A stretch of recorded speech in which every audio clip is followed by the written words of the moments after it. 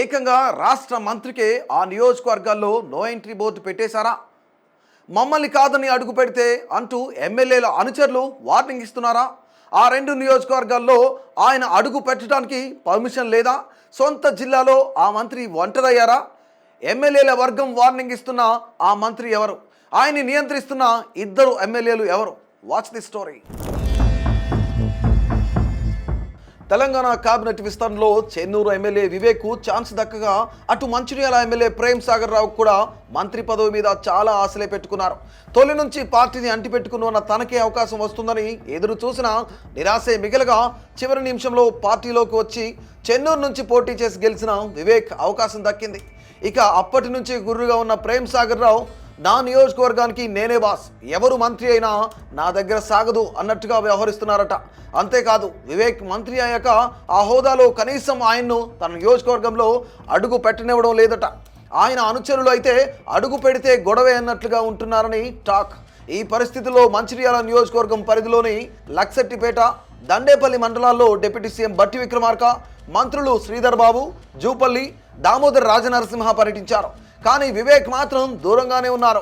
అధికారిక కార్యక్రమం కాబట్టి జిల్లా అధికారులు వివేక్ ప్రోటోకాల్ ప్రకారం సమాచారం ఇచ్చినా నియోజకవర్గ ఎమ్మెల్యే నుంచి ఆహ్వానం లేదు కాబట్టి ఆయన వెళ్ళలేదని సమాచారం. ఉమ్మడి జిల్లాలో ఎక్కడికి మంత్రులు వచ్చినా హాజరయ్యే వివేక్ మంచిర్యాలకు నలుగురు మంత్రులు వచ్చినా వెళ్లకుండా వేరే జిల్లాలో కార్యక్రమాలకు హాజరయ్యారట. తాజాగా ఆయన సోదరుడు వినోద్ సైతం ఓ కార్యక్రమంలో తమ్ముడు వివేక్ను టార్గెట్ చేస్తూ అన్న మాటలు పెనుదుమారం రేపుతున్నాయి. ఇన్నాళ్ళు రాజకీయ అవకాశాలు పోతున్నాయనే బాధలో ఉన్న ప్రేమ్ సాగర్ రావు విభేదిస్తే ఇప్పుడు సొంత అన్న సైతం వివేక్ను టార్గెట్ చేస్తూ మాట్లాడడం ప్రారంభించారా అనే చర్చ తెరపైకి వచ్చింది. వన మహోత్సవం కార్యక్రమంలో అటవీశాఖ అధికారులతో మాట్లాడిన వినోద్ వివేక్కు ఒక రూల్ నాకో రూలా, ఇదెక్కడి న్యాయం అంటూ అధికారులపై ఆగ్రహం వ్యక్తం చేసినట్టు సమాచారం. మంత్రి అయితే ఏంటి, నా నియోజకవర్గ ప్రజలను ఇబ్బంది పెడితే అటవీశాఖ అధికారులను బదిలీ చేస్తా, అవసరమైతే సీఎంకు ఫిర్యాదు చేస్తా అంటూ మాట్లాడిన వీడియోలు సోషల్ మీడియాలో వైరల్ అవుతున్నాయి. అంటే ఆయనకు కూడా మంత్రి పదవి రాలేదన్న బాధ మనసులో ఉందా?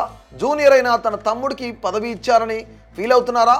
సొంత అన్న సైతం మంత్రి వివేక్ను వ్యతిరేకించడం హాట్ టాపిక్గా మారింది. వాస్తవానికి వివేక్ మంత్రి అయ్యాక మంచిర్యాలకే కాదు తన అన్న ఎమ్మెల్యేగా ఉన్న బెల్లంపల్లిలో సైతం అధికార కార్యక్రమం నిర్వహించలేదు. మంచిర్యాల జిల్లాలో 3 అసెంబ్లీ సెగ్మెంట్లుంటే అందులో ఒకటి వివేక్ నియోజకవర్గం చెన్నూరు, మరొకటి బెల్లంపల్లి. అక్కడ వివేక్ సోదరుడు వినోద్ ఎమ్మెల్యేగా ఉన్నారు. మంచిర్యాలకు ఎలాగో దూరంగానే ఉంటున్నారు. దీంతో తన అసెంబ్లీ నియోజకవర్గానికే మంత్రి అన్నట్లుగా అయిపోయింది వివేక్ పరిస్థితి.